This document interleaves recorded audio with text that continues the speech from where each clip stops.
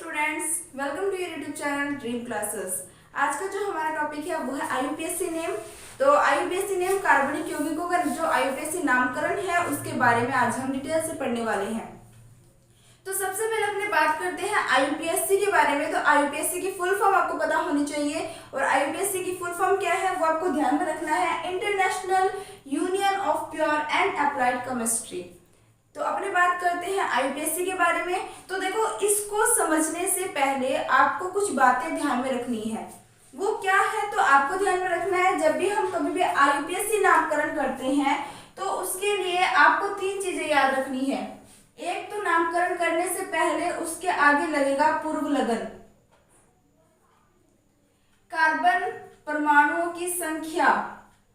एक बार मैं यहां लिख देती हूँ, उसके बाद मैं आपको बताती हूँ कि मैंने क्या क्या चीजें बताई है। कार्बन परमाणुओं की संख्या, और लास्ट में लगता है आपका अनुलग्न। अब देखो, जब हम कभी भी आईयूपीएससी नामकरण करते हैं तो आईयूपीएससी नामकरण के अंदर फॉर एग्जांपल समझते हैं कि जैसे मान लो मैंने लिख दिया CH3 CH2 CH2, तो CH3 लिख देते हैं अपने यहाँ पर। मैंने लिख दिया CH3 CH2 CH2। अगर मैं हाइड्रोजन हटा के यहाँ पे क्लोरीन लिख देती हूँ तो कोई दिक्कत नहीं है, ये आपका एक कार्बन का चेन है, ठीक है। अब इसमें क्या होता है कि अब यहाँ अगर आप ध्यान से देखो तो आपको 3 कार्बन दिखाई दे रहे होंगे, मतलब जो हमारा चेन है ना वो 3 कार्बन का है और एक यहाँ क्लोरीन है। तो यहाँ पर क्या होता है, जब हम इसका नामकरण करते हैं तो हमें किन किन चीजों का ध्यान रखना पड़ता है। अब मैंने आपको कहा कि जब हम आईयूपीएससी नामकरण करते हैं तो हमें पूर्व लगन, कार्बन परमाणु की संख्या और अनुलग्न का ध्यान रखना पड़ता है। यहाँ पर पूर्व लगन के रूप में क्या है, सबसे पहले आप देखोगे कि यहाँ कार्बन की संख्या कितनी है, तो आपको दिखाई दे रही है कार्बन की संख्या है 1 2 3। अब बात आती है कि कार्बन की संख्या 3 है, पर ये क्लोरीन कौन से नंबर के कार्बन के साथ जुड़ा हुआ है। तो आपको ध्यान में रखना है, क्लोरीन जो है वो यहाँ पर आपके पहले नंबर वाले कार्बन के साथ जुड़ा हुआ है। आप बोलोगे मैम ये कैसे, क्योंकि यहाँ पर तो कार्बन ये फर्स्ट है, ये सेकंड है, ये थर्ड है, क्लोरीन तो थर्ड नंबर वाले कार्बन के साथ जुड़ा हुआ है। लेकिन आपको एक चीज विशेष रूप से ध्यान रखनी है कि जब हम कभी भी आईयूपीएससी नामकरण पढ़ते हैं तो उस जब आईयूपीएससी नामकरण में जो आपको कंपाउंड दिया जाता है, जो आपको चेन दी जाती है, उसमें जो एक्स्ट्रा मतलब एक्स्ट्रा ग्रुप जुड़ा होता है, चाहे वो क्लोरीन हो, चाहे वो आपका ब्रोमीन हो, चाहे आपका फ्लोरीन हो, मतलब कोई भी कार्बन श्रृंखला के अतिरिक्त कोई अलग प्रतिस्थापी समूह अगर जुड़ जाए तो वहां हमें ध्यान में रखना है कि प्रतिस्थापी समूह को कम अंक मिलना चाहिए। आईयूपीएससी का एक नियम ये है कि जब हम कार्बन श्रृंखला में कार्बन चेन का नामकरण करते हैं तो उसमें जो हमारा प्रतिस्थापी समूह होता है उसको पहली बात कम से कम नंबर मिलना चाहिए। अब इसको कम से कम नंबर मिलना चाहिए, तो अगर मैं इसको नंबरिंग में कार्बन की यहाँ से दूं, देखना ध्यान से, अगर मैं नंबरिंग यहाँ से देती हूँ इस तरीके से 1 2 3, तो भी कार्बन की संख्या 3 है। लेकिन अब वाले कंडीशन में क्या हुआ कि जो हमारा क्लोरीन है वो फर्स्ट नंबर वाले कार्बन के साथ जुड़ा हुआ है। और ये आईयूपीएससी का जो एक इम्पॉर्टेंट पॉइंट है कि जब भी हम कार्बनिक यौगिकों का नामकरण करते हैं तो हमें जो प्रतिस्थापित समूह होते हैं, प्रतिस्थापित समूह सीधा सा मतलब आपको ये ध्यान में रखना है कि जो हमारे पास कार्बन चेन है उसके अतिरिक्त जो ग्रुप जुड़ रहा है ना वो प्रतिस्थापित समूह है। यहाँ पे क्लोरीन जो है ना वो कार्बन की श्रृंखला में नहीं आता, कार्बन में नहीं गिना जाएगा।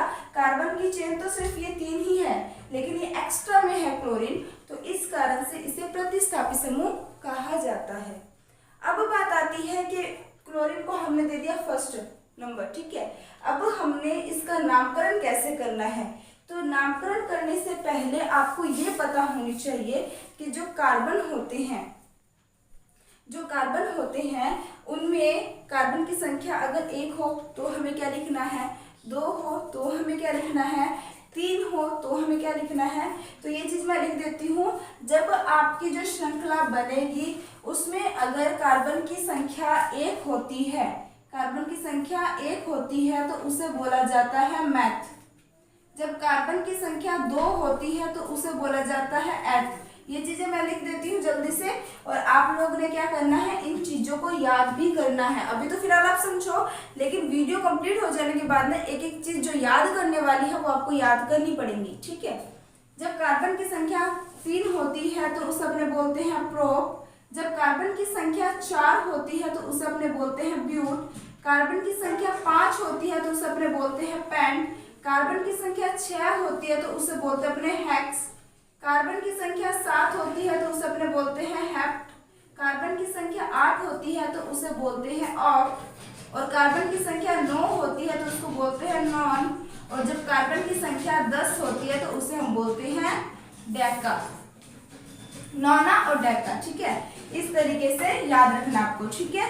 तो इसको मैं थोड़ा सा यहाँ पे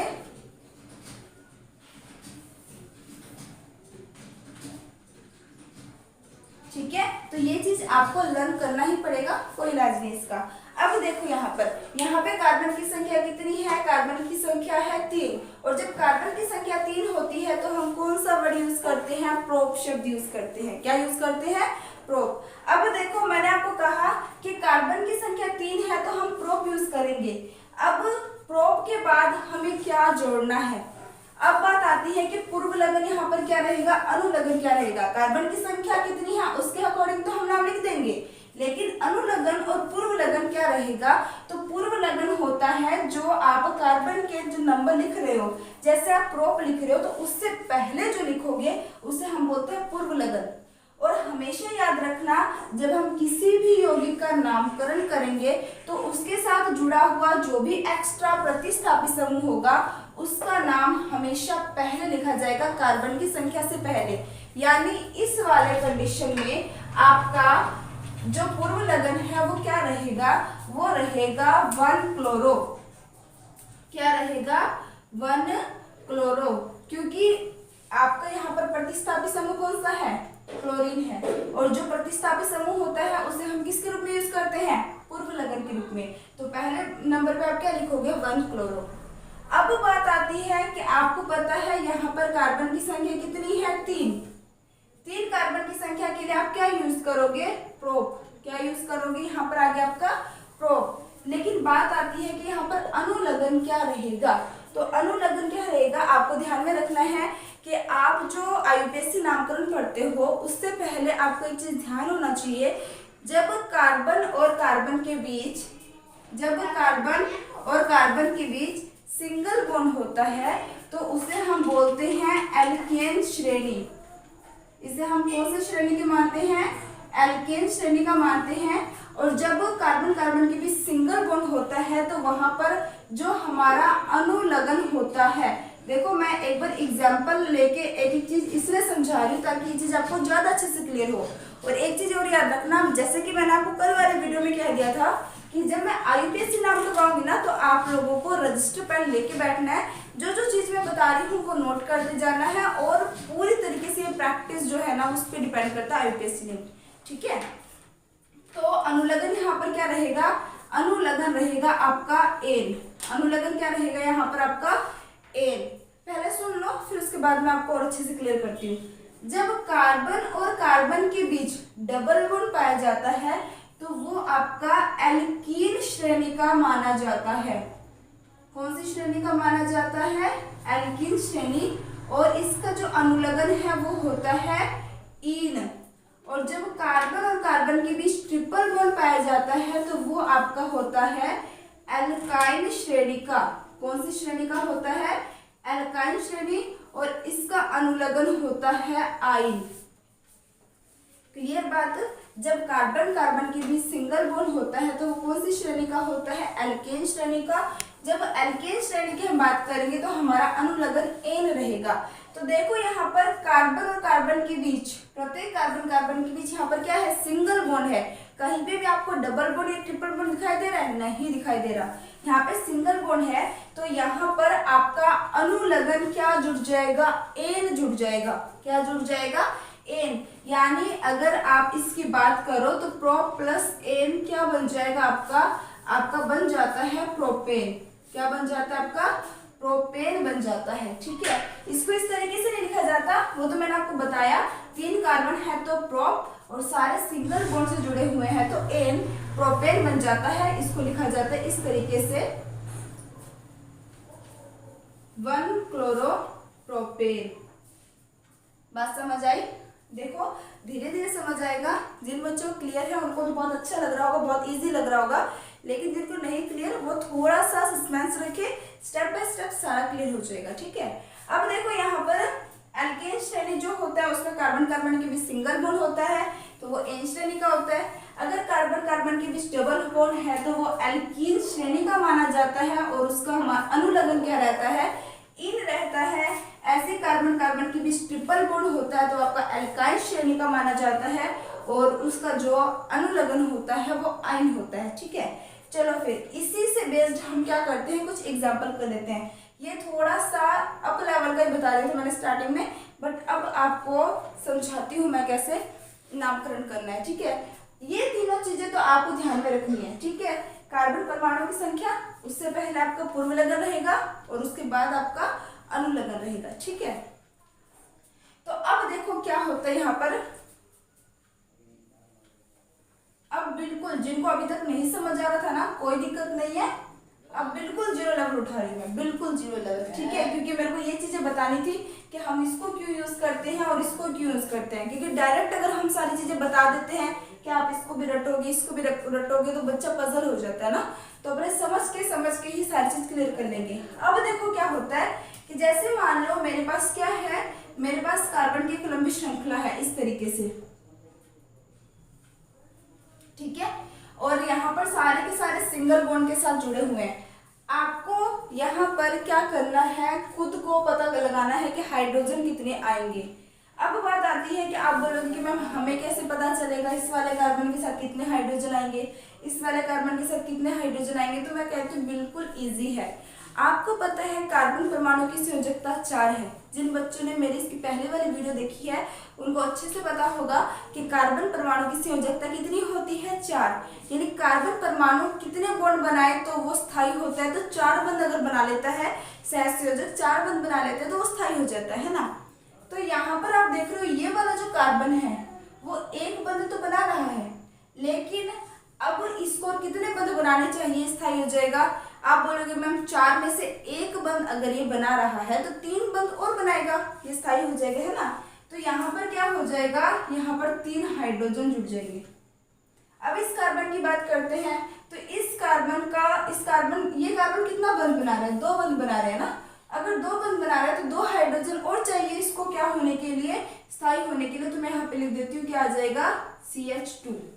ऐसे इस कार्बन की बात करें तो ये भी 2 बंध बना रहा है तो यहाँ पर क्या आ जाएगा, CH2, और ये वाला कार्बन जो है यहाँ पर क्या आ जाएगा, CH3। बिल्कुल इजी है। सबसे पहले मैंने आपको बता दिया कि 4 कार्बन की एक श्रृंखला है, प्रत्येक सिंगल बॉन्ड से जुड़े हुए हैं, तो हाइड्रोजन किस कार्बन के साथ कितने जुड़ेंगे वो आपको पता लग गया। ठीक है, तो अब देखते हैं यहाँ पे इसका नाम क्या होगा। इसका नाम क्या होगा आप खुद बताओगे। कार्बन की संख्या कितनी है, 1 2 3 4, और 4 के लिए क्या यूज करते हैं हम, ब्यूट। क्या यूज करते हैं, ब्यूट। यहाँ पर आ गया आपका ब्यूट। अब आप देख रहे हो कि प्रत्येक सिंगल बंध से जुड़े हुए हैं। अगर प्रत्येक सिंगल बंध से जुड़े हुए हैं तो अनुलग्न क्या होगा, एन। अब आप बोलोगे कि मैम इसमें पूर्व लगन कुछ नहीं लगाया। पूर्व लगन तब लगाएंगे ना जब इसके साथ कोई एक्स्ट्रा ग्रुप जुड़ा होगा, जब ग्रुप है नहीं तो लगाने की जरूरत नहीं है। बात समझ आई। जैसे मान लो जो पीएचडी करते हैं उनके नाम के आगे डॉक्टर लग जाता है ना। अब जिस बंदे ने पीएचडी कर ही नहीं रखी, क्या उसके नाम के आगे डॉक्टर लगा दोगे आप, नहीं लगा सकते ना। सेम ऐसा यहाँ पर होता है कि ये आपके पास जो लंबी श्रृंखला है ना, इसके साथ कोई प्रतिस्थापित ग्रुप जुड़ा ही नहीं हुआ। जब इसके साथ कोई प्रतिस्थापित ग्रुप जुड़ा ही नहीं हुआ तो आपके यहाँ पे कोई पूर्व लगन नहीं जोड़ोगे आप। ठीक है, तो यहाँ पर आपका सीधे कार्बन परमाणु की संख्या है और अनुलग्न जो है वो बॉन्ड पे डिपेंड करता है। ये सारे सिंगल बॉन्ड है तो क्या हो जाएगा, ब्यूट प्लस एन क्या बन जाएगा, ब्यूटेन। क्या बन जाएगा आपका ये, ब्यूटेन। अब बात आती है, हम एक और एग्जांपल ले लेते हैं। CH2 double bond CH single bond CH3। ठीक है, अब ये हाइड्रोजन लगाना आपको इजी लगना चाहिए क्योंकि मैंने आपका कॉन्सेप्ट क्लियर कर दिया, ठीक है। अब देखोगे आप इस वाले कंडीशन में कार्बन की संख्या कितनी है। अब बात करते हैं तो कार्बन की संख्या है यहाँ पर 1 2 3, 3 कार्बन की संख्या है तो यहाँ पर आ जाएगा आपका प्रोप। क्या आ जाएगा? प्रोप। अब क्या आपको डबल बॉन्ड दिखाई दे रहा है? यहाँ पर आप बोलोगे मैम दिखाई दे रहा है, यहाँ पर ये जो कार्बन है इनके बीच में हमें डबल बॉन्ड दिखाई दे रहा है। अगर जहां आपको श्रृंखला में, कार्बन की श्रृंखला में अगर डबल बॉन्ड दिख जाता है ना, तो वहां पर हमारा जो कंपाउंड है वो एल्कीन श्रेणी का माना जाता है, क्योंकि सिंगल बॉन्ड तो चलते रहेंगे, लेकिन अगर आपके यौगिक के अंदर यानी आपकी लंबी श्रृंखला में एक डबल बॉन्ड या एक ट्रिपल बॉन्ड आ जाए ना, तो डबल बॉन्ड आ जाएगा तो वो एल्कीन श्रेणी का माना जाएगा, अगर ट्रिपल बॉन्ड आ जाएगा तो वो एल्काइल श्रेणी का माना जाएगा। और जैसा कि आपको पता है अगर डबल बॉन्ड आ गया तो वहां पर हम कौन सा अनुलग्न लेते हैं? ईन। यहाँ पर कार्बन की संख्या कितनी है? 3, 3 के लिए हम यूज करते हैं प्रोप, प्रोप के साथ क्या जुड़ जाएगा? ईन, तो हमारा ये नाम, इसका नाम क्या हो जाएगा? प्रोपीन। क्या नाम हो जाएगा? प्रोपीन। समझ आ गई बात? वैसे तो आप बोलोगे कि मैम हमने इसको प्रोपीन क्यों लिखा, ये तो क्लियर हो गया ना कि प्रोप यानी 3 कार्बन है और ईन इसलिए लिखा है क्योंकि डबल बॉन्ड आ रहा है, ठीक है। और एक चीज याद रखना, जब कभी भी श्रृंखला में डबल बॉन्ड आ जाता है ना, तो हमें वहां पर जो नंबरिंग होती है वो डबल बॉन्ड को कम से कम देनी होती है। मतलब मैं नंबरिंग दूंगी यहाँ से 1, यहाँ पर 2 और यहाँ पर 3। समझ आई बात? नंबरिंग देने को तो मैं यहाँ से भी दे सकती थी, अगर मैं यहाँ से नंबरिंग देती 1 2 3 तो जो मेरा डबल बॉन्ड है वो 2 और 3 नंबर वाले कार्बन के बीच होता। लेकिन अगर मैंने नंबरिंग यहाँ से दी तो जो मेरा डबल बॉन्ड है वो फर्स्ट और सेकंड नंबर वाले कार्बन के बीच हो रहा है। तो इतना तो आप सेंस लगा ही सकते हो कि जो हमारा डबल बॉन्ड है वो 1 और 2 नंबर के बीच कम नंबर पे आ रहा है और 2 और 3 पे वो ज्यादा नंबर पे हो जाएगा, इसीलिए हमें नंबरिंग इधर से देना है। ये बात क्लियर? अब यहाँ पर हमने प्रोपीन लिखा है, या फिर आप इसको ऐसे भी लिख सकते हो प्रोप 1 पे ईन, क्योंकि जो हमारा डबल बॉन्ड है वो फर्स्ट नंबर वाले कार्बन से जुड़ा हुआ है। अब आप बोलोगे, देखो मैं एक एक चीज क्लियर करने की कोशिश करती हूँ क्योंकि मेरा हमेशा यही रहता है कि अगर मैं एक शब्द भी बता रही हूँ ना तो उस शब्द का मतलब भी आपको पता होना चाहिए, ठीक है। तो यहाँ पर देखो, अब आप बोलोगे कि मैम डबल बॉन्ड वो फर्स्ट नंबर वाले कार्बन के साथ भी है और सेकंड नंबर वाले कार्बन के साथ भी है, तो आपने फर्स्ट ही क्यों बोला, 2 इन क्यों नहीं लिखा? इसका रीजन ये है कि हमें डबल बॉन्ड को कम से कम नंबर देना है। अब आपको पता है फर्स्ट और सेकंड की बात करें तो दोनों में से कम नंबर कौन सा है? फर्स्ट है ना, इसलिए हम यहाँ पर फर्स्ट लिखते हैं। और फर्स्ट नंबर पे है तो इसको प्रोप 1 पे ईन ना लिखकर प्रोपीन लिख भी देते हैं तो वो भी सही है, ठीक है। तो ये तो सिंपल बातें हैं। चलो हमने सिंगल बॉन्ड का एक एग्जांपल ले लिया, डबल बॉन्ड का ले लिया, अब हम एक एग्जांपल ले लेते हैं ट्रिपल बॉन्ड का।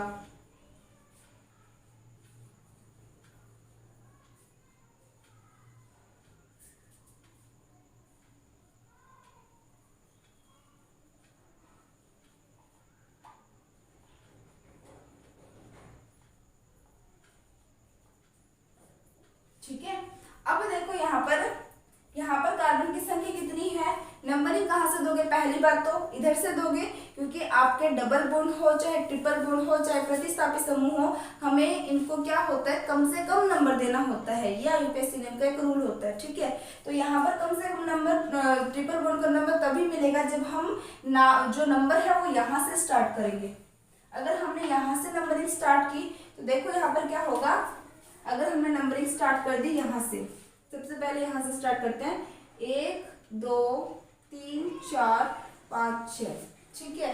अगर हमने नंबरिंग यहाँ से स्टार्ट की तो हमारा ट्रिपल बॉन्ड फर्स्ट और सेकंड नंबर कार्बन पे होगा। और अगर हमने नंबरिंग यहाँ से स्टार्ट कर दी 1 2 3 4 5 6, तो हमारा जो ट्रिपल बॉन्ड है वो 5 और 6 वाले नंबर के बीच में होगा। तो ये काफी ज्यादा नंबर है 1 2 से, तो इसलिए हम क्या करेंगे? ये वाला रूल यूज करेंगे, यहाँ पे भी ये यूज नहीं करेंगे, ठीक है। तो यहाँ पर इसका नाम क्या हो जाएगा? बहुत इजी है, आपको पता है कार्बन की संख्या यहाँ पर है 6 और 6 के लिए हम क्या यूज करते हैं? हेक्स। क्या यूज करते हैं? हेक्स। अब बात आती है कि यहाँ पर इसमें ट्रिपल बॉन्ड भी आ चुका है। ट्रिपल बॉन्ड आ गया है तो यहाँ पर कौन सा शब्द यूज हो रहा है आपका आइन। वैसे तो ये एल्काइल श्रेणी का है, लेकिन अनुलग्न हमें यूज करना क्या है, आइन यूज करना है। आइन यूज करोगे तो क्या बन जाएगा, हेक्स प्लस आइन क्या बन जाएगा, हेक्साइन। यहाँ पे लिख देती हूँ हेक्स प्लस आइन क्या बन जाएगा आपका, हेक्साइन। ठीक है, तो ये जो हमारा कार्बन श्रृंखला है इसका नाम क्या हो जाएगा, हेक्साइन हो जाएगा। या फिर आप इसको लिख सकते हो हेक्स 1 पे आइन। ठीक है, तो ये दोनों नाम सही है, आप दोनों में से कोई भी लिख सकते हो। ये मैंने बिल्कुल सिंपल एग्जांपल दिया आपको। अब देखो, ये तो मैंने आपको बता दिया कि जब सिंगल बॉन्ड हो तो नाम कैसे देना है, डबल बॉन्ड अगर आ जाए तो नाम कैसे देना है, ट्रिपल बॉन्ड आ जाए तो नाम कैसे देना है। धीरे धीरे हम इसके कई नियम सीखेंगे। अब आपको एक बात और क्लियर हो गई है कि जब हम कभी भी आईपीएससी नामकरण करते हैं तो पहली बात, जो प्रतिस्थापी समूह होते हैं या जो डबल बॉन्ड ट्रिपल बॉन्ड होते हैं, हमें उसको कम से कम नंबर देना होता है। अब एक रूल आपको और ध्यान में रखना है कि जब हम आईयूपीएसी नामकरण करते हैं तो जो हमारे कार्बन श्रृंखला है उसमें हमें लंबी से लंबी श्रृंखला का चयन करना होता है। वो एग्जाम्पल के साथ समझ आ जाएगा, तो आप इतना जल्दी से स्क्रीनशॉट ले लो।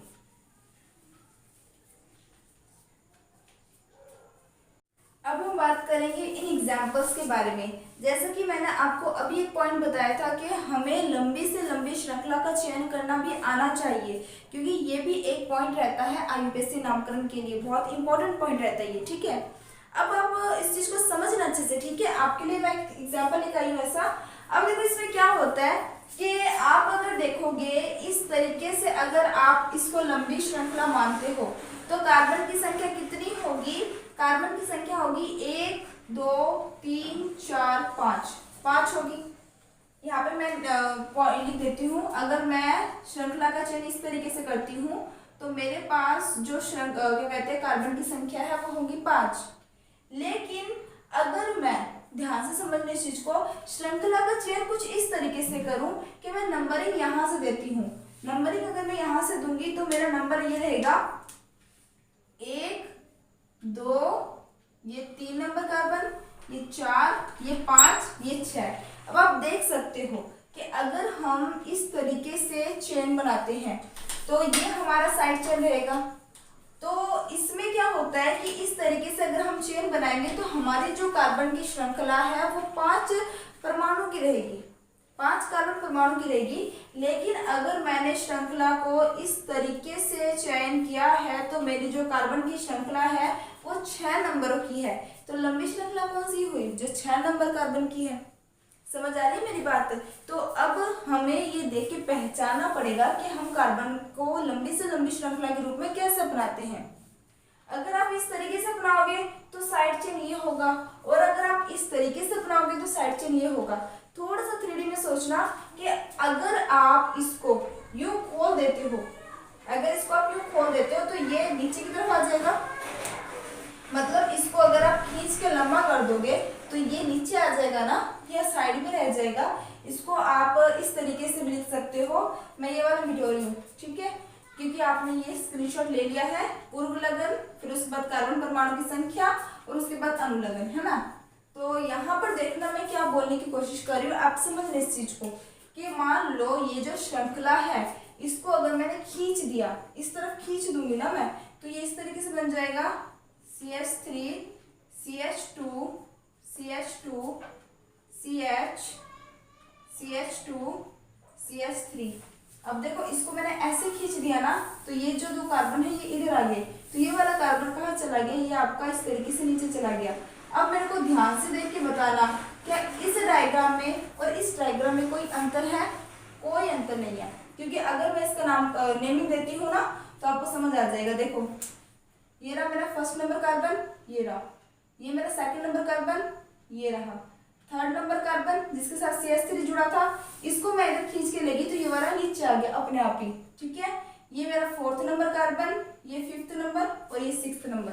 यानी जो सामने से एग्जामिनर है ना वो आपको पजल करने के लिए कुछ भी दे सकता है, लेकिन आपको कुछ विशेष पॉइंट याद रखने पड़ेंगे आईयूपीएससी के लिए। जैसा कि डबल बॉन्ड ट्रिपल बॉन्ड आ जाए तो उसे हमें कम नंबर देना है, या फिर अन्य प्रतिस्थापी समूह आ जाए तो उसे हमें कम नंबर देना है, कार्बन की लंबी से लंबी श्रृंखला का चयन करना है, क्योंकि इस टाइम बच्चा बहुत पजल होता है। इस टाइप के एग्जाम्पल में बहुत टेस्ट लिए मैंने भी बच्चों के, तो उस टाइम मैंने ये चीज़ देखा है कि बच्चे इस टाइप के एग्जाम्पल में बहुत ज़्यादा पजल होते हैं। तो मैं सेम यही जो जिसमें पजलेशन बच्चों की ज़्यादा रहती है वही आपके सामने लेके आई हूँ। तो आपको ध्यान में रखना है कि आपको लंबी से लंबी कार्बन श्रृंखला का चयन करना आना चाहिए, और ये तभी आएगा जब आपकी प्रैक्टिस होगी। तो देखो यहाँ पर इसका नाम क्या हो जाएगा। अब बात आती है कि मैंने अगर नेम जो नंबरिंग है वो मैं यहाँ से भी दे सकती हूँ और वो मैं यहाँ से भी दे सकती हूँ। अगर मैं यहाँ से नंबरिंग देती हूँ तो क्या हो जाएगा, first, second, third, fourth, fifth, sixth यही होगा। तो हमारा जो CH3 ग्रुप एक्स्ट्रा में बाहर निकला हुआ है, जो हमारा मेन चेन है, मेन चेन के बाहर जो भी चीजें जुड़ी हो वो हमारी एक्स्ट्रा ग्रुप है।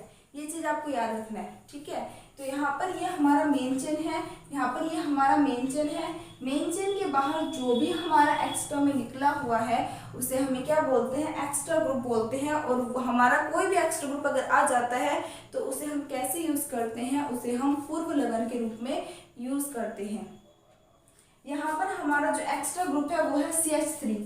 अब आप बोलोगे कि मैम CH4 मैथेन होता है, तो CH3 क्या है, आपको ध्यान में रखना है CH4 मैथेन है। लेकिन जब आपका CH4 क्या करे, एक हाइड्रोजन को बाहर निकाल दे, क्या करे, जब CH4 एक हाइड्रोजन को बाहर निकाल दे और इसके साथ ये किसी और किसी लंबी श्रृंखला जो होती है कार्बन की उसके साथ एक्स्ट्रा ग्रुप के रूप में जुड़ जाए, तो उस टाइम हम इसे क्या बोलते हैं, हम इसे बोलते हैं मैथिल। देखो ये तो हमारा मैथेन होता है। मैथेन क्यों बोला मैंने, क्योंकि इसमें कार्बन की संख्या एक है, एक कार्बन के लिए हम शब्द यूज करते हैं मैथ, और चारों के चारों सिंगल बॉन्ड से हाइड्रोजन जुड़े हुए हैं, इस कारण से मैंने इसको बोल दिया मैथेन। लेकिन ये मैथेन तो क्या हो गया, मेन चेन को बता रहा है। लेकिन यहाँ पर जो आपका CH3 है वो कैसे बनता है, जब मैथेन से एक हाइड्रोजन आपका बाहर निकल जाए और वो एक मेन चेन के साथ साइड ग्रुप के रूप में जुड़े, वो एक मेन चेन के साथ साइड ग्रुप के रूप में जुड़े, वो एक मेन चेन के साथ साइड ग्रुप के रूप में जुड़े, तो हम उसे क्या बोलते हैं, मैथिल बोलते हैं। समझ आई बात। ऐसे ही आपका जब CH2 CH3 होता है यानी C2H5 दो कार्बन की संख्या होती है, तो वहां पर भी जब एक हाइड्रोजन बाहर निकल जाता है तो वो हमारा उस टाइम ग्रुप के रूप में एथिल होता है। मतलब एग्जाम्पल के साथ हो जाएगा क्लियर, फिलहाल आप ये देखो, ठीक है। अब यहाँ पर आपके पास मैथिल क्या है, यहाँ पर एक्स्ट्रा ग्रुप है, और एक्स्ट्रा जो ग्रुप होता है वो हमारा हमेशा पूर्व लगन होता है। तो जब हम इसका नामकरण करेंगे तो ये जो हमारा पूर्व लगन है वो कौन से नंबर कार्बन के साथ जुड़ा है ये भी हमें बताना जरूरी होता है। अब ये 3 नंबर वाले कार्बन के साथ जुड़ा हुआ है तो इसे हम क्या बोलेंगे, 3 मैथिल, क्योंकि हमारा पूर्व लगन क्या रहता है, हमेशा एक्स्ट्रा ग्रुप। अब 3 मैथिल हो गया, कार्बन की संख्या 6 है और प्रत्येक सिंगल बॉन्ड के साथ जुड़े हुए हैं, तो क्या बन जाएगा, 3 मैथिल हेक्सेन। क्या बन जाएगा, 3 मैथिल हेक्सेन। अब ये देख के आपको कॉम्प्लिकेटेड लग रहा है, लेकिन यही सेम स्ट्रक्चर ये है। तो अब आप बता सकते हो कि 3 नंबर पे मैथिल ग्रुप जुड़ा हुआ है और 6 कार्बन है, तो इसलिए अपने क्या लिखेंगे, इसे आपका जो एक्स्ट्रा ग्रुप होता है वो हमेशा पूर्व लगन होता है, तो इसे अपने क्या लिखेंगे, 3 मैथिल और 6 कार्बन होने के कारण इसे हम बोलेंगे हेक्सेन। ये और ये दोनों क्या है, सेम स्ट्रक्चर है, ठीक है। बस ये थोड़ा पजल करने के लिए थोड़ा सा स्ट्रक्चर को घुमा दिया जाता है, ठीक है। तो ये वाला हो गया इसका नाम। अब बात आती है कि जब आपका जो ग्रुप होता है एक्स्ट्रा ग्रुप, अब यहाँ पर देखो ये आपका मैथिल था एक्स्ट्रा ग्रुप, लेकिन यहाँ पे 2 एक्स्ट्रा ग्रुप आ चुके हैं। जब 2 एक्स्ट्रा ग्रुप आ जाए तो हमें कैसे नाम देना है, तो हमें नंबरिंग कैसे करनी है। अब देखो यहाँ पर सबसे पहली बात, लंबी से लंबी कार्बन श्रृंखला का चयन। अब आप यहाँ पर देखोगे कार्बन की संख्या कितनी है, 1 2 3 4 5। चाहे आप नंबरिंग यहाँ से दो, चाहे आप नंबरिंग यहाँ से दो, आपके दोनों तरफ से कार्बन की संख्या 5 रहेगी, ठीक है। दूसरी बात आपको ये ध्यान में रखना है कि जो हमारे प्रतिस्थापी समूह जुड़े हैं किस तरफ से नंबर दें कि प्रतिस्थापी समूह को कम नंबर मिले। अब देखो अगर आप नंबरिंग देते हो यहाँ से नंबरिंग दो, 1 2 3 4 5, तो हमारे प्रतिस्थापी समूह 3 और 4 नंबर पे आते हैं, ठीक है। लेकिन अगर आप नंबरिंग तो यहाँ से 1 2 3 4 5। तो हमारे प्रतिस्थापी समूह 2 और 3 नंबर पे आ रहे हैं। तो किधर से नंबर कम है, इधर से आपको नंबर कम मिल रहा है, तो ये वाला आप नहीं लोगे। अब इसका नामकरण कैसे करेंगे, तो आपको पता है प्रतिस्थापी समूह जो होते हैं वो हमेशा पूर्व लगन के रूप में होते हैं। और सबसे पहली बात कि प्रतिस्थापी समूह कौन से नंबर कार्बन के साथ जुड़ा हुआ है वो भी हमें लिखना जरूरी होता है। तो यहाँ पर 2 नंबर पे तो आपका क्लोरो जुड़ा है, 3 नंबर पे आपका ब्रोमो जुड़ा है। ठीक है, तो इसको हम कैसे लिखेंगे, इसको हम लिखेंगे 3 ब्रोमो 2 क्लोरो। कार्बन की संख्या 5 है, तो 5 के लिए हम क्या शब्द यूज करते हैं, पेंटेन, क्योंकि सारे के सारे क्या है, सिंगल बॉन्ड है। 5 कार्बन के लिए पेंट और सारे के सारे सिंगल बॉन्ड है, तो एन शब्द आ जाएगा। ठीक है, अब देखो यहाँ पर क्या हो रहा है, आप बोलोगे कि मैम आपने 3 ब्रोमो पहले क्यों लिखा, 2 क्लोरो बाद में क्यों लिखा। 2 क्लोरो भी तो पहले लिख सकते थे, 3 ब्रोमो भी तो बाद में लिख सकते थे। रीजन क्या है, यहाँ पर आपको थोड़ा सा अल्फाबेट के अकॉर्डिंग ध्यान रखना होता है। देखो वैसे तो 2 नंबर पे क्लोरो आ रहा है, 3 नंबर पे ब्रोमो आ रहा है, लेकिन अल्फाबेट के अकॉर्डिंग बी पहले आता है, सी बाद में आता है। इसलिए जब हम नेमिंग देंगे तो नाम में जो अल्फाबेट के अकॉर्डिंग पहले आएगा उसको पहले लिखा जाएगा, जो अल्फाबेट के अकॉर्डिंग बाद में आएगा उसे बाद में लिखा जाएगा। तो यहाँ पर 3 नंबर पे आपका ब्रोमो आता है, 2 नंबर पे आपका क्लोरो आ रहा है, 5 कार्बन की श्रृंखला है, इसलिए हम इसे क्या बोलेंगे, पेंटेन। समझ आ गई बात, आई थिंक समझ आ रहा होगा। अब नेक्स्ट अपने बात करते हैं कि अब इसमें देखोगे आप ध्यान से, अब आप बोलोगे कि मैम इसमें कार्बन की संख्या, सबसे पहला पॉइंट क्या होता है, हमें कार्बन की संख्या देखनी है ना। तो इसमें कार्बन की संख्या कितनी है, कार्बन की संख्या है यहाँ पर एक, अपने ये नेक्स्ट मार्क यूज करते हैं, हाँ इसमें कितना है, 1 2 3 4 और 5। अब आप बोलोगे मैम नंबरिंग अगर यहाँ से देते हैं तो कार्बन हमारा जो प्रतिस्थापी समूह है वो 2 3 और 4 पे आता है, और अगर हम नंबरिंग यहाँ से दे 1 2 3 4 5 तो भी हमारे प्रतिस्थापी समूह 2 3 और 4 पे आते हैं। तो कोई ऐसी कंडीशन में कोई फर्क नहीं पड़ता आप नंबरिंग कहाँ से दो, क्योंकि चाहे नंबरिंग आप यहाँ से दो चाहे नंबरिंग आप यहाँ से दो, दोनों कंडीशन में सेम ही नाम बनेगा।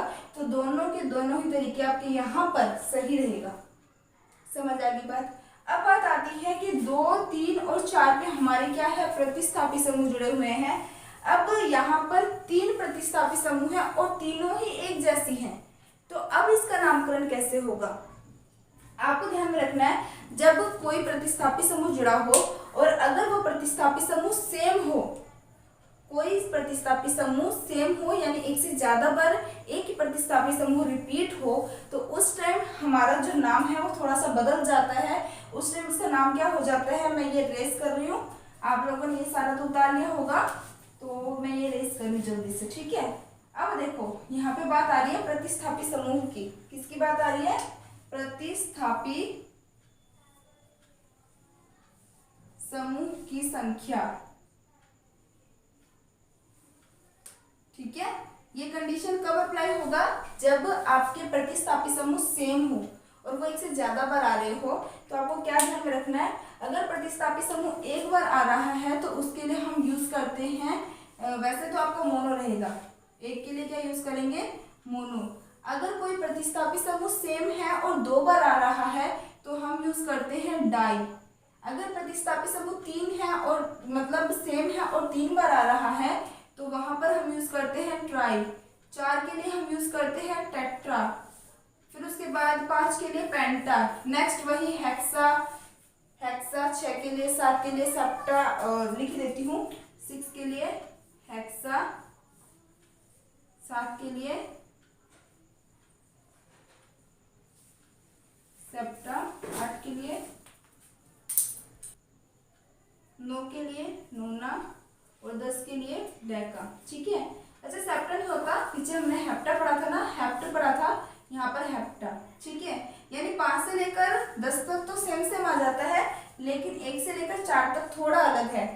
जब प्रतिस्थापी समूह की बात हो तो mono, di, tri, tetra word use किया जाता है, और जब हमारी कार्बन श्रृंखला की बात हो तो वहां पर मैथ, एथ, प्रोप, ब्यूट यूज किया जाता है। ठीक है, अब देखो यहाँ पर आपका ब्रोमीन जो है ना वो सेम है और तीनों बार आ रहा है। तो जब आपका प्रतिस्थापी समूह समान हो और जब वो 3 बार आए तो क्या शब्द यूज करेंगे? ट्राई। अब इसको हम कैसे लिखेंगे? आपको पता है कि प्रतिस्थापी समूह जो होते हैं उनका नाम हमेशा पूर्वलग्न के रूप में यूज किया जाता है। अब पूर्वलग्न के रूप में आप यूज कर रहे हो तो यहाँ पर प्रतिस्थापी समूह किस किस कार्बन के साथ जुड़ा हुआ है? 2 नंबर के साथ, 3 नंबर और 4 नंबर कार्बन के साथ। तो इसका नाम कैसे लिखा जाएगा? 2, 3, 4। लिखने के बाद यहाँ पर ब्रोमीन की संख्या कितनी है? 3 है। 3 के लिए क्या यूज करेंगे? ट्राई। क्या यूज करेंगे? ट्राई। 2, 3, 4 ट्राई। अब यहाँ पर Br के लिए यूज करते हैं ब्रोमो, जैसे अपने Cl के लिए यूज कर रहे थे क्लोरो। F के लिए यूज करते हैं फ्लोरो। I के लिए यूज करते हैं आइडो। NO2 के लिए यूज करते हैं नाइट्रो। मतलब इस तरीके से हम इसको यूज करते हैं। तो अब यहाँ पे देखो क्या हो जाएगा? 2, 3, 4 ट्राई ब्रोमो और कार्बन की संख्या 5 है तो 5 के लिए क्या यूज करेंगे हम? पेंटेन। क्या यूज करेंगे? पेंटेन। तो इस तरीके से इसका नाम हो जाएगा। ठीक है, मैंने आपको 3 अलग अलग तरीके के बता दिए। अब हम बात करेंगे नेक्स्ट के बारे में। यहाँ तक आपको समझ आ गया होगा। अब हम बात करते हैं कि ये तो जब हमारे जो भी कार्बनिक यौगिक होते हैं, जितने भी हाइड्रोकार्बन होते हैं, यदि वो एक लंबी श्रृंखला के रूप में हो, लेकिन अगर वो एक साइकिल के फॉर्म में हो, एक रिंग के फॉर्म में हो, तो वो किस तरीके से इसका नामकरण किया जाता है? तो आपको ध्यान में रखना है, जब भी आपके ये रिंग फॉर्म में होंगे ना तो इनका जो पूर्व लगन है वो साइक्लो होगा, वो तो फिक्स ही है। अब जैसे मान लो यहाँ कार्बन की संख्या आपको कितने दिखाई दे रहे हैं? यहाँ पे 1, 2, 3, 4, 5 कार्बन की संख्या है। कार्बन की संख्या 5 है, साथ ही साथ प्रत्येक सिंगल बॉन्ड से जुड़े हुए हैं। तो सिंगल बॉन्ड से जुड़े हुए होने के कारण इसको हम ए शब्द यूज करेंगे इसके अनुलग्न के रूप में। तो इसका नाम क्या होगा? ध्यान से सुनना। इसका नाम हो जाएगा, मैंने क्या कहा, अगर साइकिल फॉर्म में है तो साइक्लो नाम फिक्स है। साइकिल फॉर्म में है तो साइक्लो नाम फिक्स है। तो यहाँ पर आ जाएगा, इसका नाम होगा साइक्लो। कार्बन की संख्या 5 है तो 5 के लिए आ जाएगा आपका पेंटेन।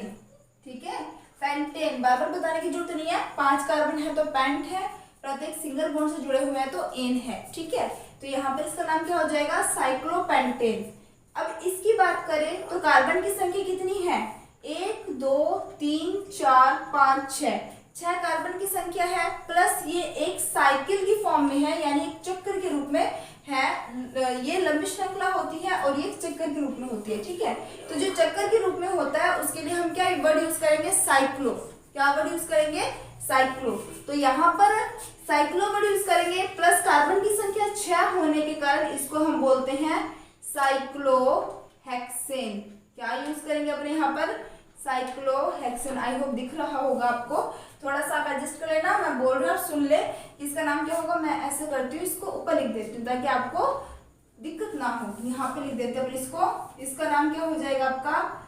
साइक्लोहेक्सेन। 6 कार्बन होने के कारण क्या हो जाएगा? साइक्लोहेक्सेन। क्लियर बात? अब आप इसको और इसको देखोगे ना तो ये दोनों आपको सेम सेम दिखाई दे रहे हैं, लेकिन फिर भी इसमें अंतर है। किस चीज का अंतर है? कि यहाँ पर प्रत्येक कार्बन सिंगल बॉन्ड से जुड़े हुए हैं, लेकिन इसमें एक सिंगल बॉन्ड, एक डबल बॉन्ड, एक सिंगल बॉन्ड, एक डबल बॉन्ड, इस तरीके से आपको दिखाई दे रहा है। इसका पर्टिकुलर नाम क्या होता है? इसका पर्टिकुलर नाम होता है बेंजीन। ये दोनों सेम दिखाई देते हैं लेकिन सेम होते नहीं है। इसकी स्ट्रक्चर बनती है ऐसे और इसकी स्ट्रक्चर बनती है आपकी ऐसे। क्लियर बात? ये है साइक्लोहेक्सेन की स्ट्रक्चर और ये है आपकी बेंजीन की स्ट्रक्चर। इसको तो मैंने आपको खोल के बता रखा है, लेकिन एक्चुअल में आप बुक में ऐसे ही पढ़ोगे। ठीक है, इसको हम ऐसे भी बनाते हैं, इसको हम ऐसे भी बनाते हैं। ठीक है, अब देखो बात आती है कि ये बेंजीन है। अब इस बेंजीन के ऊपर क्या जुड़ा हुआ है? क्लोरो। अब जहां पर आपका प्रतिस्थापी समूह जुड़ा है उसको आपको कम नंबर देना होता है, तो कम नंबर दोगे तो आप नंबरिंग यहाँ से स्टार्ट करोगे 1, 2, 3, 4, 5, 6। तो इसका नाम क्या हो जाएगा? 1 क्लोरो बेंजीन। क्या हो जाएगा इसका नाम? 1 क्लोरो बेंजीन। अब इसकी बात करें तो यहाँ पर फर्स्ट नंबर पे आपका क्या जुड़ा है, bromine, second chlorine, third, fourth, fifth, six. तो क्या हो जाएगा, इसका नाम क्या हो जाएगा, 1 ब्रोमो 2 क्लोरो, क्या आ जाएगा लास्ट में, बेंजीन। ठीक है, तो इस तरीके से आपको ध्यान में रखना है, प्रतिस्थापित समूह हो या एक्स्ट्रा में कोई भी ग्रुप जुड़ा हो तो वो हमेशा पूर्व लगन के रूप में रहेगा। और साथ ही साथ हमें कार्बन की श्रृंखला को इस तरीके से नंबर देना है कि वो लंबी से लंबी श्रृंखला का चयन करे। और जो जो पॉइंट बता रही हूँ आप लिख लेना जल्दी से। और साथ ही साथ उनमें जितने आपके एक्स्ट्रा ग्रुप जुड़े हैं उनको भी कम नंबर मिले। इन दो चीज़ों का आपको एक साथ ध्यान रखना पड़ता है। और नामकरण हम कैसे करते हैं, तो पहले पूर्व लगन, फिर कार्बन जो परमाणु होते हैं उनकी संख्या, और उसके बाद अनुलग्न। बस इतना सा कॉन्सेप्ट आपको याद रखना है। आपको ये ध्यान रखना पूर्व लगन क्या, किस चीज के रूप में यूज करते हैं पूर्व लगन को, और अनुलग्न के रूप में किन किन चीजों को यूज किया जाता है। और जो हमारा कार्बन की संख्या है, अगर 1 हो तो मैथ, 2 हो तो एथ, यानी वो चीज भी आपको याद रखनी है। तो आई थिंक आपको आज जितने भी टॉपिक मैंने करवाए हैं, जितने भी क्वेश्चंस मैंने आपको करवाए हैं वो समझ आए होंगे। अगर समझ आते हैं तो लाइक करना मत भूलना, जो बच्चे चैनल पर नए हैं वो सब्सक्राइब करना मत भूलना। और जिन बच्चों को ड्रीम क्लासेस पे मेरे लर्निंग ऐप का नहीं पता उन्हें मैं बता दूं, ड्रीम क्लासेस के लर्निंग ऐप पे आपको केमिस्ट्री का कंप्लीट पैड कोर्स मिल जाएगा, जहां आपको टेस्ट सीरीज, ऑब्जेक्टिव क्वेश्चन और कई सारे इंपॉर्टेंट नोट्स भी आपको मिल जाएंगे। आपके जितने चैप्टर हैं उनके PDF आपको मिल जाएंगी, जिससे आपकी तैयारी बहुत बेटर हो सकती है। तो इसी तरीके से आप लोग हंसते रहिए, मुस्कुराते रहिए। All the best, take care, bye bye. Video पसंद आए तो लाइक जरूर कीजिए।